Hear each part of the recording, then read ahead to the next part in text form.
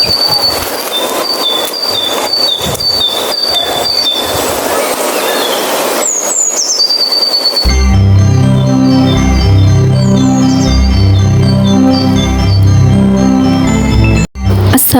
আলাইকুম viewers, welcome to my new video. আশা করি আপনারা সকলেই ভালো আছেন। আল্লাহর রহমতে আমি অনেক ভালো আছি। অনেক দিন ভিডিও দিতে পারিনি অসুস্থতার কারণে, অনেক বেশি অসুস্থ ছিলাম, তাই কিছুদিন হসপিটালে ছিলাম। এখন শারীরিকভাবে সুস্থ হলেও মানসিকভাবে এখনও সুস্থ হতে পারিনি, তাই মনকে ভালো করার জন্য আমরা একটু বের হয়েছিলাম ঘুরতে। আমরা অনেকটা পথ যাব, 40 কিলোমিটার পথ যাব। আমি জানি না আমার মতো কেউ বাইকে করে এত লং জার্নিতে গিয়েছে কিনা। আমি 300 কিলোমিটার পথ বাইকে করে জার্নি করেছি।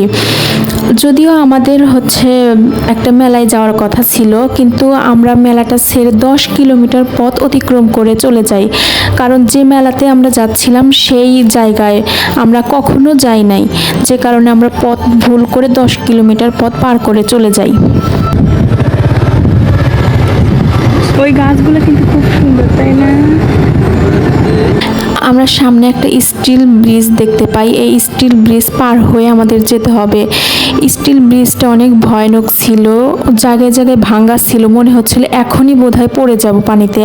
যে কারণে সাইড দিয়ে আর একটা ব্রিজ করছিল, এটা স্টিল ব্রিজটা ভেঙে যাওয়ার কারণে, কিন্তু ওটা এখনো কমপ্লিট হয়নি। কুড়িগ্রাম জেলাটা বাংলাদেশের শেষ সীমান্তে হলেও কুড়িগ্রাম জেলা থেকে বাংলাদেশের শেষ সীমান্ত এবং ভারতের সীমান্ত অনেকটা পথ। কুড়িগ্রাম জেলা থেকে আরও 40 কিলোমিটার পথ পার করে যেতে হয় কুড়িগ্রাম বাংলাদেশের শেষ সীমান্তে। আজকের দিনে প্রচুর রোদ এবং প্রচণ্ড বাতাসও ছিল।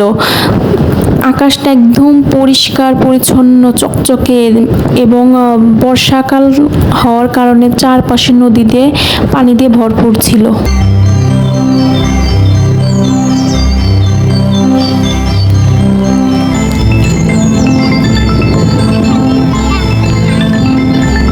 আমরা এইমাত্র বাংলাদেশের শেষ সীমান্তে চলে আসছি। আমার হাজবেন্ড এবং আমার মেয়ে দুজন হাত ধরে রাস্তা দিয়ে হাঁটছে। বাংলাদেশের শেষ সীমান্তে কোনো কিছুই নেই।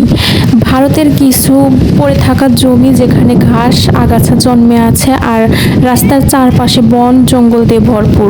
তারপরেও জানি না কেন যেতে ইচ্ছে করে, দেখতে ইচ্ছে করে। দেখার মতো আসলে এই জায়গাতে কিছুই নেই।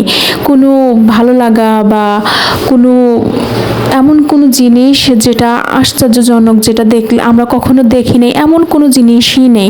শুধু একটা পিলার আছে, যেটা বাংলাদেশ এবং ভারতের সীমান্তকে দুভাগ করেছে। এটাই দেখার মতো, আর কোনো কিছুই দেখার নেই। তারপরেও আমি জানি না কেন আমাদের এবং সকল মানুষের এই জায়গায় আসতে ইচ্ছা করে। আমরা ব্যতীত আরও অনেক মানুষ এই জায়গায় এসেছিল বাংলাদেশ এবং ভারতের সীমান্ত দেখার জন্য।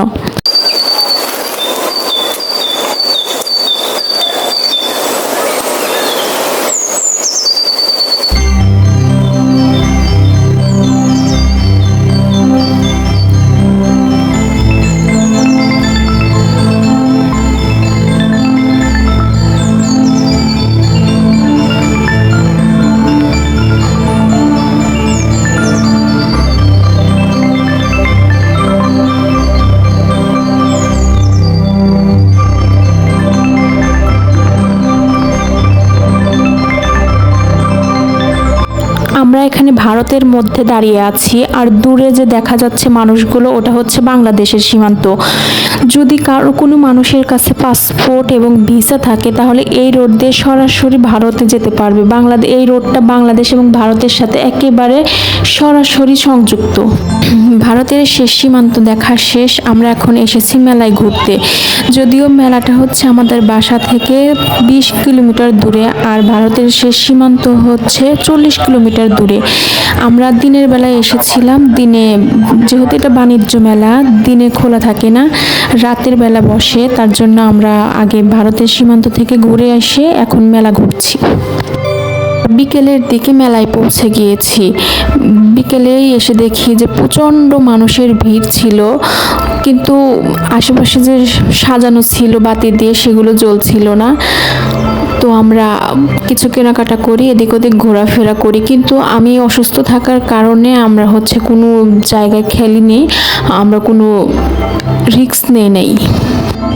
এখানে ছোট করে পুকুর বানানো ছিল, বাচ্চারা বোর্ড নিয়ে খেলা করছিল। আমি আমার মেয়েকে বললাম যে আম্মু তুমি বোর্ড নিয়ে খেলবা, কিন্তু ও অনেক ছোট, ভয় পাচ্ছিল। এই বোর্ডগুলো নিয়ে খেলতে হলে কমসে কম 8 থেকে 9 বছরের বাচ্চা হতে হবে। আমার বাচ্চার যেহেতু 3.5 বছর বয়স, তো সাহস পাচ্ছিল না ওকে। তো আমরা দিনের বেলাতেই মেলায় চলে আসি, যেহেতু আমরা জানি না যে মেলাটা রাতে হয়। তো আমরা সকাল সকালে বাসা থেকে বের হয়েছিলাম, সকাল সকালে মেলায় চলে আসছি।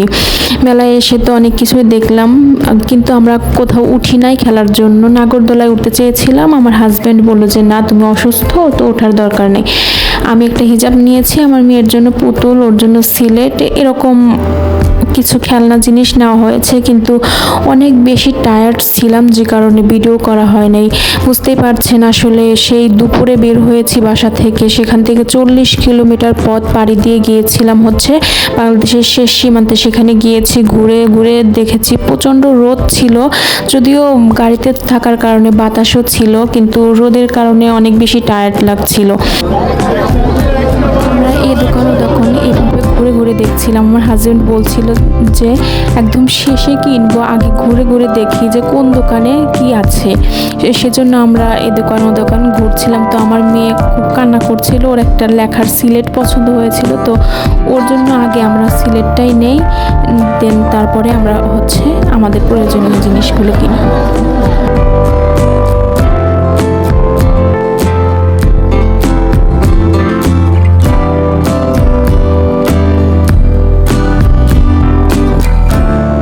আমার মেয়ের সিলেট নেওয়া হয়েছে, তো আমরা এখন হাঁটছি।